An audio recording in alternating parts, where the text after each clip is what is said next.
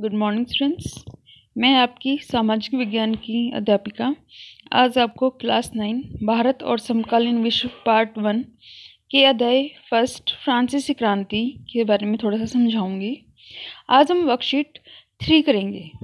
हमने पहले 2 वर्कशीट्स में हमने देखा कि फ्रांस की क्रांति में किस प्रकार से अलग अलग कारणों ने अपना योगदान दिया, फ्रांस में किस प्रकार का समाज था, किन 3 स्टेट्स में उसे बांटा गया था और कौन से वो कारण थे, मुख्य कारण थे जिनकी वजह से फ्रांस में क्रांति आई। आगे हम पढ़ते हैं कि फ्रांस की क्रांति में फ्रांस गणतंत्र कैसे बना। पहली बात, गणतंत्र कहते किसे हैं? गणतंत्र का अर्थ होता है जहाँ का शासन अध्यक्ष या फिर राजा वंशानुगत नहीं होता। हम कहते हैं कि भारत एक गणतंत्रात्मक देश है। इसका क्या अर्थ हुआ कि भारत का जो राष्ट्राध्यक्ष है वो वंशानुगत नहीं है। हम अपने राष्ट्रपति को इलेक्शन के थ्रू चुनते हैं ना, तो इसलिए भारत एक गणतंत्रात्मक देश है। आइए हम वर्कशीट करते हैं। साम्राज्य में बढ़ते हुए विरोध के कारण लुई 16 ने नेशनल असेंबली को मान्यता दे दी।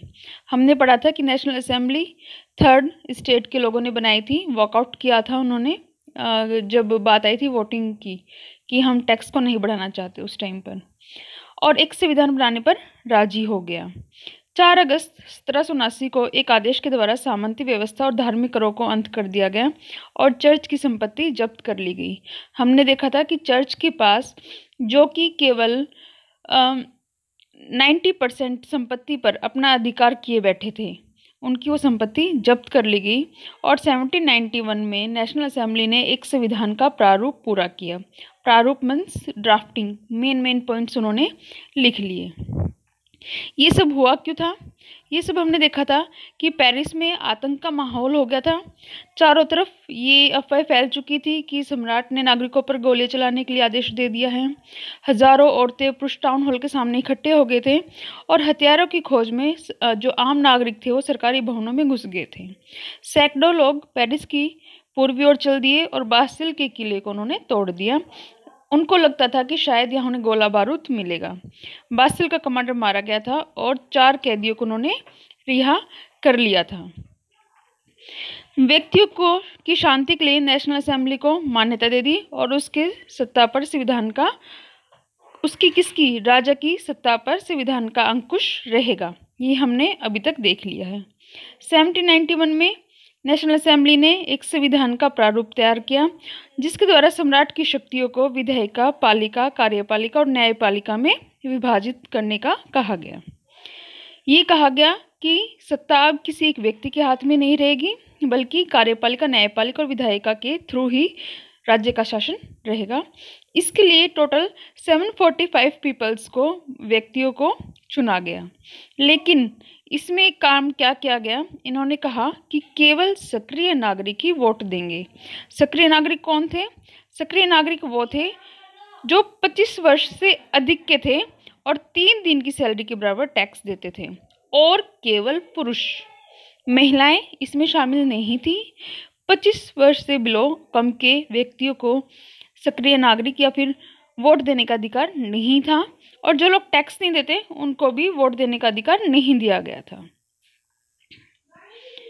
सरकार की नीतियों पर चर्चा करने में राजनीतिक क्लबों की महत्वपूर्ण भूमिका हो गई, जिसमें जैकोबिन क्लब सबसे खास रहा।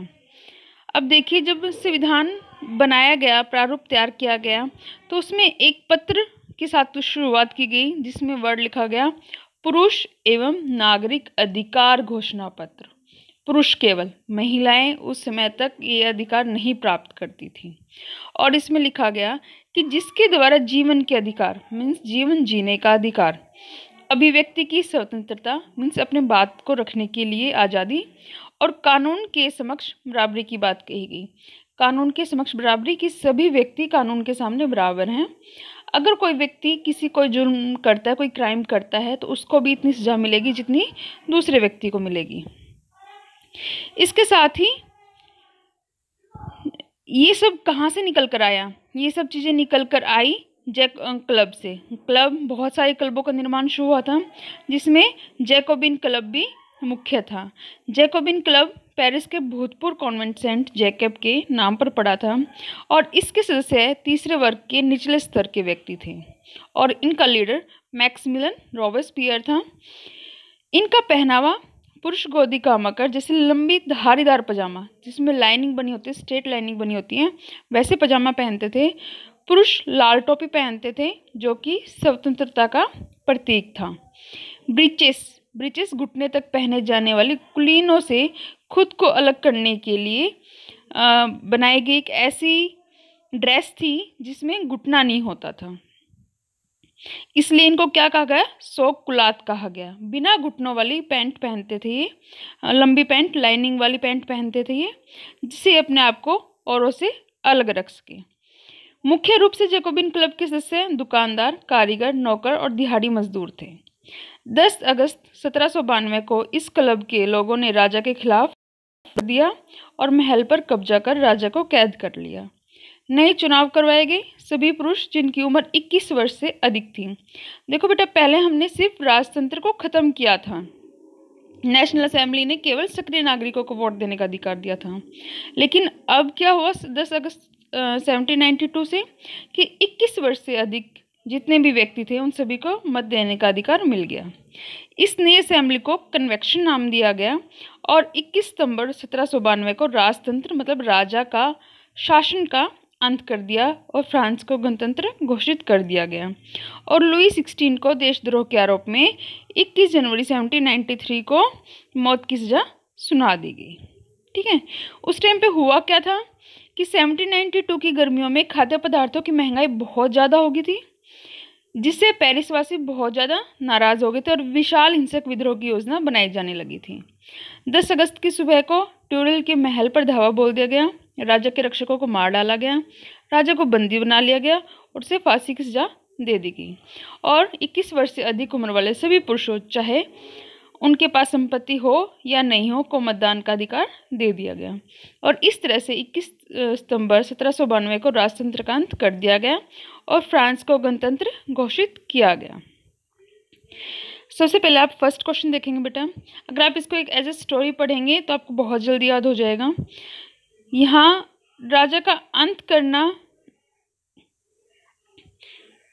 नहीं चाहते थे, वो सिर्फ यहाँ पर एक अच्छा शासन चाहते थे।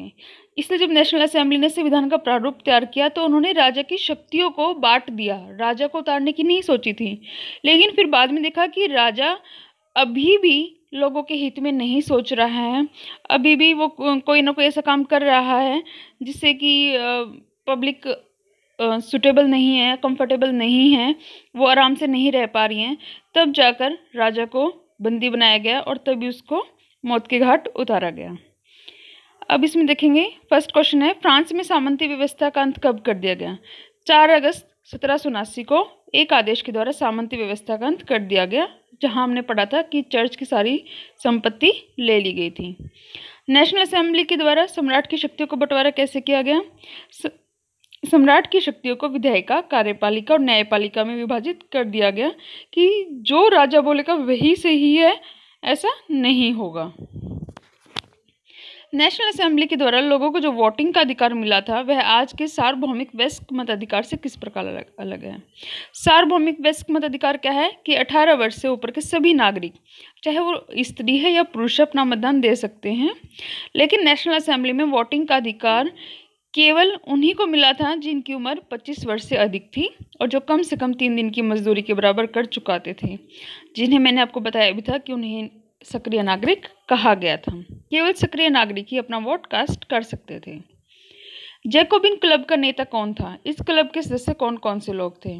जैकोबिन क्लब का नेता, उसी क्लब का एक सदस्य मैक्सिमिलियन रॉबेस्पियर था और इसमें तीसरी स्टेट के व्यक्ति थे जिसमें छोटे दुकानदार, कारीगर, नौकर और दिहाड़ी मजदूर थे।